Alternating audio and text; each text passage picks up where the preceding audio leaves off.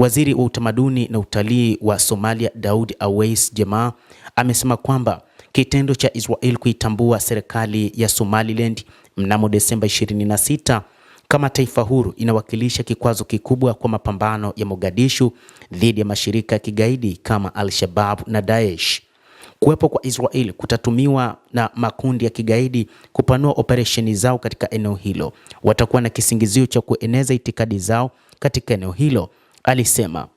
Amesema kitendo hiki kitasababisha kundi la wapiganaji la Al-Shabaab kuongeza nguvu kwa ajili ya mapambano dhidi ya Israel. Ikumbukwe kundi hilo limejipa kazi ya kupambania Waislamu katika maeneo mbalimbali ikiwa ni pamoja na Somalia.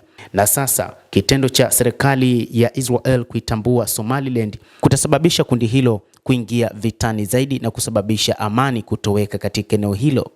Kwa muda mrefu hali ya amani katika nchi ya Somalia imekuwa ni ya wasiwasi, lakini wakati huu wasiwasi wa uwepo wa amani utazidi kuongezeka kutokana na kwamba kundi hili kwanza halitokubaliana na mpango wa kutambuliwa kwa taifa la Somaliland, lakini pia kitendo hicho kitasababisha kundi hilo kuja na tafsiri zingine kwamba ni mipango mingine inayopangwa na Israel ndani ya Somalia.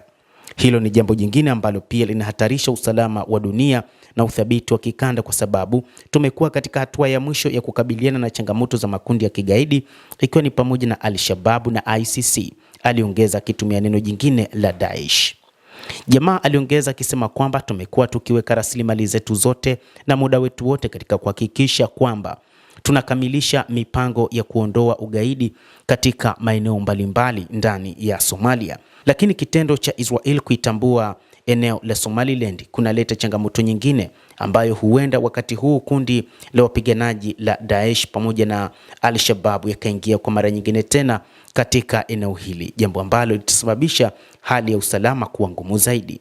Matokeo ya pigo hili kwa uwezo wa Somalia wa kupambana na ugaidi hayatawekwa tu kwenye mipaka ya nchi hiyo kulingana na Jamaa, lakini yataenea katika eneo hilo na kwingineko.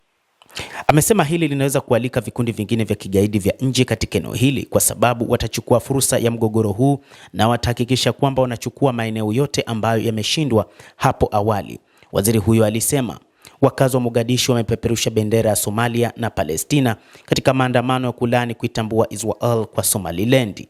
Tunaamini hii imekuja wakati ambao utaathiri usalama wetu kama serikali ya Somalia, usalama wa pembe ya Afrika, usalama wa Ghuba ya Aden, usalama wa bahari ya Sham, usalama wa Mashariki ya Kati na utulivu wa kimataifa. Hili ni eneo muhimu sana ambalo linashikilia biashara ya dunia.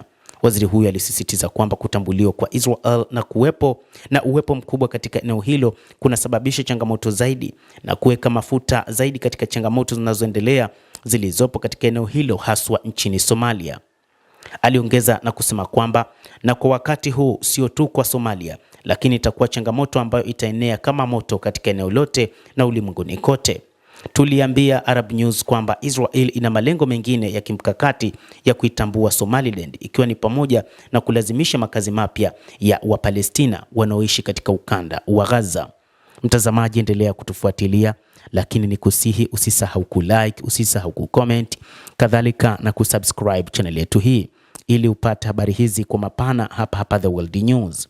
Mimi ni Adam Hussein, endelea kuwa nasi wakati wote, endelea kutufuatilia, utayajua mengi yanayojiri katika ulimwengu kupitia hapa The World News.